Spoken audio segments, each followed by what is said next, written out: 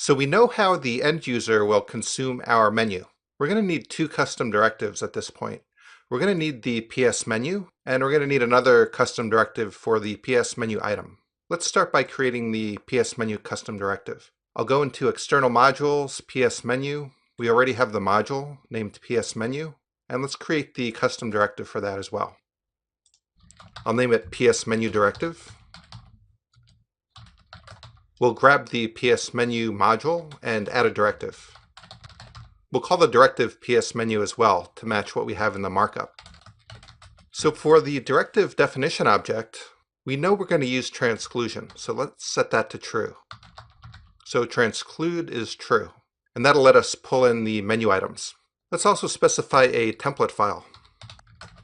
We'll name that PS menu template.html. And also remember that we're creating a custom component here, and we definitely don't want our users to have to create the folder structure that we're using. So we'll handle that later on when we create a distributable package using either Grunt or Gulp. But for now, we're in development mode, and we definitely want to take advantage of everything the IDE has to offer and edit the PS menu template.html file as its own unique file. We also want the menu to have its own controller, and we'll call that PS menu controller. Another item we need to specify will be the link function. And link will be past the scope, the element, the attributes, and that's all we're interested in here. We don't need the other parameters for controller or transclude right now. So let's just set up an empty function, and we'll be using this later. Notice that I'm not setting a restrict option. In Angular 1.3, everything's set up the way we need it.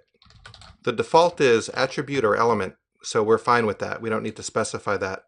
And that's actually a good default value. If we look back at the markup, we're only using an element here.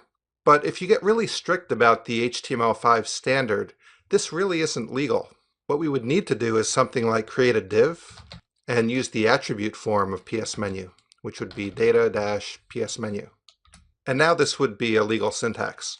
In modern browsers, it really doesn't matter that much. This would only be an issue where there was some kind of rule put in where all your HTML code must pass certain validation criteria.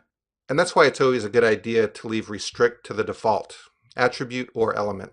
And I'll just change this back to the element form now. So our PS menu directive is set up for the most part. Let's create our controller. We'll name it PS menu controller. And we'll just min-safe this right from the start.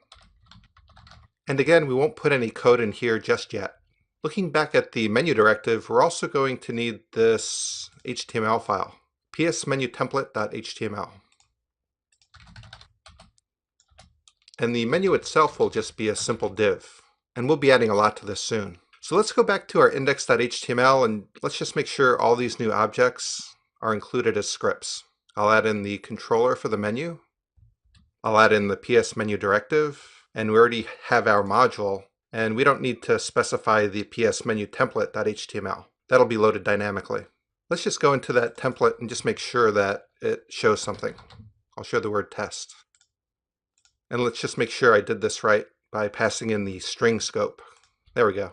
So now the controller's set up right. And now it runs fine.